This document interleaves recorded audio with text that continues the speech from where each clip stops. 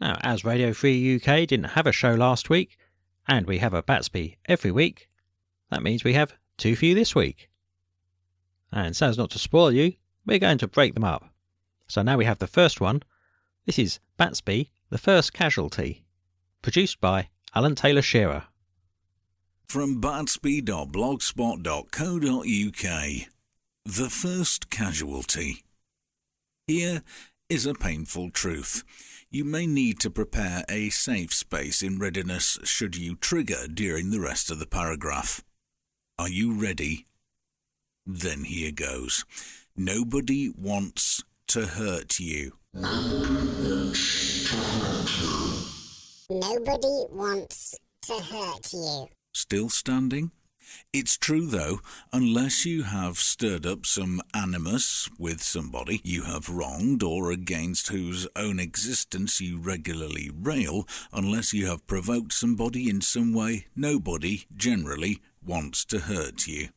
Actually, I've overgeneralised here. Of course, there are people who would hurt you just for who and how you are, but none of them are in government. Devout Muslims may wish to behead you, or hurl you from tall buildings, or set fire to you, or stone you, but they are f***ing insane, and they don't belong here. And yes, there are plenty of people who would spit at you in the street, throw eggs, or, at a pinch, join a lynch mob, but they only reserve this treatment for Tories, who they refer to as scum. We should also not forget that there are violent criminals out there who rob and rape and assault and kill, but this is largely indiscriminate. So it's not personal. None of these people, however much you want to believe it, are in government. For clarity, by government I mean specifically the Conservatives, whose members bear the opprobrium of the vocal left, who daily accuse them of hatred and violence and deliberate intent to harm. And yet, this clear and generalised lie is accepted by the target group, who are regularly whipped up into frothing and frightening mobs in demonstrations, which occasionally cause real harm to innocent members of the public. When the left talk about divisive policies, they appear to be blind to the extreme divisions their particular narrative drives. Maybe there once was a time when rapacious business owners in cahoots with the ruling class sought to keep the working man down. Maybe there once was a time when rich landowners cruelly treated their servants by intent. Maybe one day a Tory actually did eat a baby.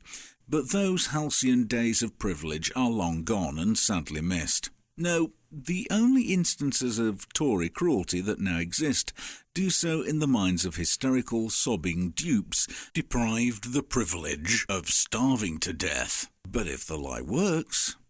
Most politicians, wherever their loyalties lie, would like to be honest, but the business of politics can be a dirty one, and it's a great relief for many to get away from the stifling cloisters of Westminster and back to their constituencies, where they can engage in the honest work of helping the very people who sent them to the House. One such member was taking a stroll around the parish when he came upon a group of young boys surrounding a dog. Fearing mischief, he asked them what they were doing with the mutt, which was held on a makeshift collar and lead fashioned from string. One of the larger boys explained that it was a stray and that they were discussing which one of them would get to take it home. The MP, impressed that the group were engaged in a form of debate, asked them about their deliberation process. The older boy explained, "We've decided that whichever one of us can tell the biggest lie will get to keep the dog." The honourable member was somewhat disappointed. "You boys shouldn't be having a contest telling lies," he exclaimed, and then went into a lengthy speech about how important it was to tell the truth.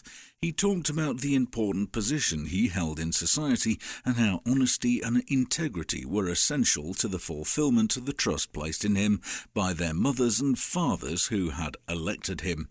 When he'd finished, the boys stood in an uneasy silence, looking at each other and hanging their heads. The smallest boy took the dog's lead and with a sigh handed it to the politician. "You win," he said. "The dog's yours."